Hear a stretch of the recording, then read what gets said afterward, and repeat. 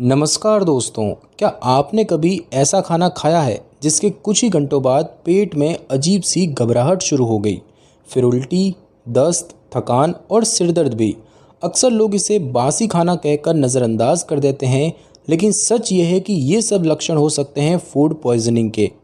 और हाँ, food poisoning सिर्फ सड़क किनारे चाट या गोलगप्पे से ही नहीं होती।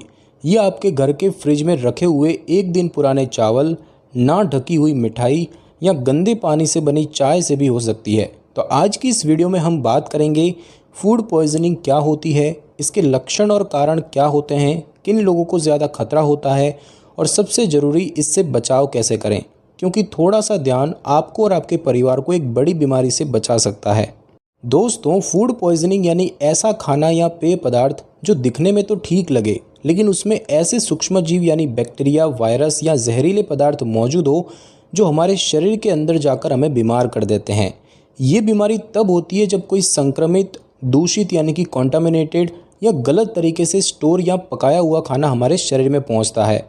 आसान भाषा में समझें तो अगर खाना साफ नहीं है, ढका नहीं है, ठीक से पकाया नहीं गया है या बहुत समय से पड़ा हुआ है, तो उसमें ऐसे कीटाणु पैदा हो सकते हैं जो आंतों में जाकर इन्फेक्शन कर देते हैं। इससे कुछ घंटों के भीतर शरीर में असर दिखने लगता है, जैसे कि उल्टी, दस्त, पेट दर्द और थकावट।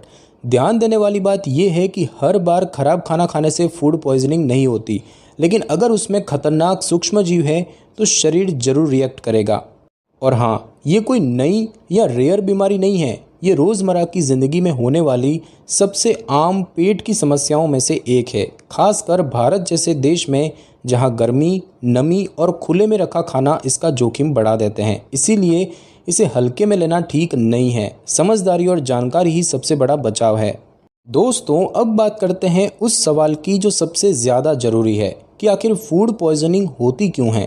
फूड पॉइजनिंग के पीछे सबसे बड़ा कारण होता है ऐसा खाना या पेय पदार्थ जिसमें सूक्ष्मजीव यानी कि माइक्रो ऑर्गेनिज्म या जहरीले तत्व मौजूद हो। आमतौर पर ये 4 प्रमुख कारणों से हो सकती है। पहला कारण है बैक्टीरिया, जैसे कि साल्मोनेला, ई कोलाई, लिस्टीरिया। ये ऐसे जीवाणु होते हैं जो अधपके मांस, गंदे अंडों या खुले में रखे खाने में पनप सकते हैं। दूसरा कारण है वायरस, जैसे कि नोरोवायरस। ये दूषित पानी, गंदे हाथों से बना खाना या बिना साफ बर्तन से फैल सकते हैं। तीसरा कारण है परजीवी यानी कि पैरासाइट्स, जैसे कुछ रेयर प्रकार के कीड़े जो कच्चे मांस या गंदे पानी से शरीर में जा सकते हैं। और चौथा कारण है जहरीले रसायन यानी कि टॉक्सिन्स या केमिकल्स, जैसे कि फफूंद लगी चीज़ें, सड़ा गला खाना या खराब तेल में तली चीज़ें। अब आप सोचिए, जब गोलगप्पे का पानी गंदे हाथों से डाला गया हो या घर के फ्रिज में पड़ा चावल 2 दिन से बिना ढके रखा हो, तो उसमें ये सूक्ष्मजीव आसानी से पनप सकते हैं। लेकिन ज़रूरी नहीं कि हर बार गली का खाना ही जिम्मेदार हो। कई बार घर का बना खाना भी अगर ठीक से स्टोर ना किया जाए या बार बार गर्म किया जाए तो वो भी फूड पॉइजनिंग का कारण बन सकता है। इसीलिए दोष किसी एक चीज़ को देने की बजाय हमें साफ सफाई, खाना पकाने और स्टोर करने की आदतों पर ध्यान देना ज़रूरी है। दोस्तों, अब बात करते हैं उस हिस्से की जिसे कोई भी नज़रअंदाज नहीं कर सकता, फूड पॉइजनिंग के लक्षण यानी कि इसके संकेत। फूड पॉइजनिंग के लक्षण आमतौर पर उस खाना खाने के 2 से 6 घंटे के भीतर दिखाई देने लगते हैं, लेकिन कभी कभी 24 घंटे बाद भी असर दिख सकता है। ये इस बात पर निर्भर करता है कि किस तरह का इन्फेक्शन था।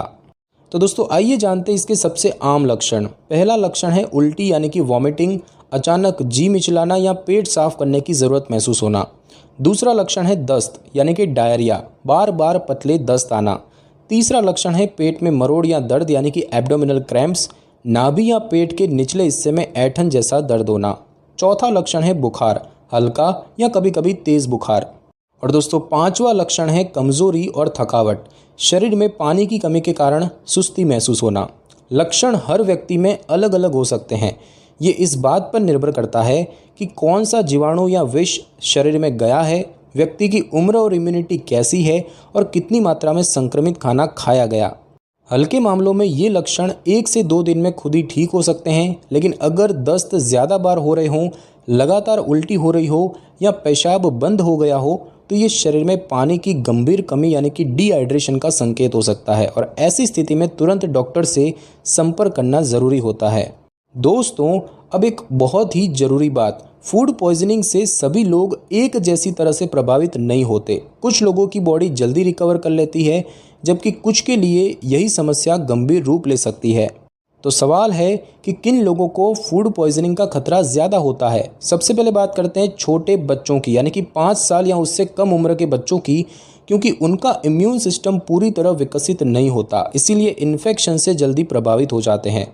उसके बाद बात करें बुजुर्ग व्यक्ति की, यानी कि 60 वर्ष से ऊपर की, तो उम्र बढ़ने के साथ शरीर की रोग प्रतिरोधक क्षमता कम हो जाती है, जिससे शरीर का रिएक्शन धीमा और रिकवरी भी धीरे होती है। उसके बाद बात करें गर्भवती महिलाओं की, तो प्रेगनेंसी के दौरान शरीर में हार्मोनल बदलाव होते हैं, जिससे पाचन तंत्र थोड़ा संवेदनशील हो जाता है। कुछ बैक्टीरिया जैसे कि लिस्टीरिया गर्भस्थ शिशु पर असर डाल सकते हैं। उसके बाद बात करें पहले से बीमार या कमज़ोर इम्यूनिटी वाले लोगों की, जैसे कि डायबिटीज़, कैंसर, किडनी की बीमारियां, HIV से ग्रसित लोग, इनका शरीर पहले ही किसी बीमारी से लड़ रहा होता है, जिससे नई बीमारी से लड़ना और मुश्किल हो जाता है। इसीलिए इन लोगों का खास ध्यान रखने की ज़रूरत है, चाहे वो बाहर का खाना हो या घर का। साफ सफाई और खाना खाने से पहले हाथ धोना बहुत ज़रूरी है। और हाँ, ये ज़रूरी नहीं कि कोई इन बताए गए समूह में आता हो तभी सावधान रहे। फूड पॉइजनिंग किसी को भी हो सकती है, लेकिन कुछ लोगों में उसका असर ज़्यादा तेज़ और ख़तरनाक हो सकता है। दोस्तों, अब बात करते हैं सबसे ज़रूरी सवाल की कि फूड पॉइजनिंग से कैसे बचा जाए। अच्छी बात यह है कि थोड़ी सी सावधानी और साफ सफाई से हम इस बीमारी को बहुत हद तक टाल सकते हैं। तो आइए जानते हैं कुछ आसान लेकिन असरदार तरीके। सबसे पहली चीज़, हाथों को ठीक से धोएं। खाना बनाने और खाने से पहले साबुन से हाथ धोना एक छोटी सी आदत है जो बड़े खतरे से बचा सकती है। दूसरा उपाय यह है कि पानी की शुद्धता का ध्यान रखें। जितना हो सके फिल्टर या उबला हुआ पानी पिएं। बाहर जाते समय अपनी पानी की बोतल साथ रखें। तीसरा उपाय है खाना ताज़ा और ढककर रखें। खुले में रखा खाना जल्दी खराब होता है और उसमें कीटाणु जल्दी पनपते हैं। चौथी चीज़ ये कि बचे हुए खाने को फ्रिज में रखें। पका हुआ खाना 2 घंटे से ज़्यादा बाहर न छोड़ें और दोबारा गर्म करते समय अच्छी तरह गर्म करें। और पांचवी चीज़ ये है कि स्ट्रीट फूड चुनते समय समझदारी दिखाएं। हर स्ट्रीट फूड हानिकारक नहीं होता, लेकिन साफ सफाई देखकर ही खाएं। भीड़ भाड़ वाले साफ कपड़े पहने वेंडर ज़्यादा सुरक्षित हो सकते हैं। और दोस्तों, छठी चीज़ ये है कि कटे फल या कटी सब्जियों को ज़्यादा देर तक न रखें। बिना ढके हुए फल और सलाद जल्दी खराब होते हैं। और सातवीं चीज़ है कि एक्सपायरी डेट ज़रूर देखें। पैकेज्ड फूड या दवाइयों की तारीख चेक करना एक अच्छी आदत है। ये सारी बातें सुनने में आम लग सकती है, लेकिन जब इन्हें रोज़ की ज़िंदगी में अपनाया जाए तो यही छोटी सावधानियाँ फूड पॉइजनिंग जैसी बीमारी को काफ़ी हद तक रोक सकती है।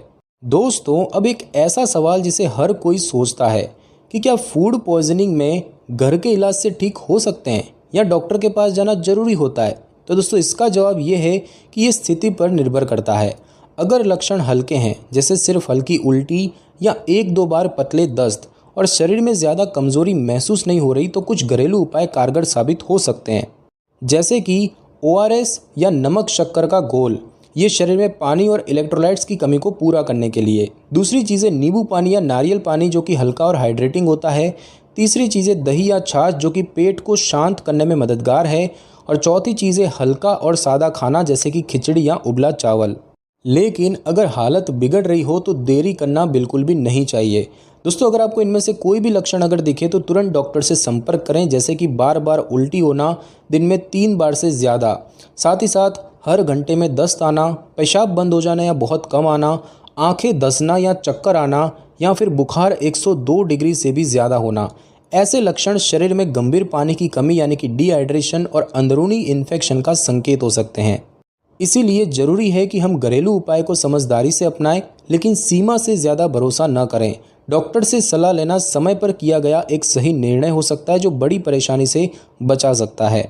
दोस्तों, अब बात करते हैं कि अगर फूड पॉइजनिंग हो ही जाए तो इलाज कैसे किया जाता है। तो सबसे पहले ये समझना जरूरी है कि ज़्यादातर मामलों में इलाज का उद्देश्य होता है शरीर को डिहाइड्रेशन से बचाना और सूजन या इन्फेक्शन को शांत करना। तो आइए जानते हैं इलाज के कुछ मुख्य हिस्से। सबसे पहले बात करते हैं ORS या नमक शक्कर का घोल। ये शरीर में पानी और जरूरी लवण की कमी को पूरा करता है। उसके बाद बात करें IV फ्लूइड्स यानी कि ड्रिप की, तो अगर उल्टी या दस्त बहुत ज़्यादा हो तो अस्पताल में चढ़ाई जाती है, ये ताकि शरीर तुरंत हाइड्रेट हो सके। उसके बाद बात करें एंटी एमेटिक दवाओं की, तो अगर बार बार उल्टी हो रही हो तो डॉक्टर की सलाह से उल्टी रोकने वाली दवाएं दी जाती है। उसके बाद बात करें एंटीबायोटिक्स की, तो ये केवल तभी दी जाती है जब इन्फेक्शन का कारण कोई बैक्टीरिया हो और वो भी डॉक्टर की सलाह पर ही। और उसके बाद है प्रोबायोटिक्स या दही। कुछ मामलों में अच्छे बैक्टीरिया को वापस लाने के लिए डॉक्टर दही या प्रोबायोटिक सप्लीमेंट की सलाह देते हैं।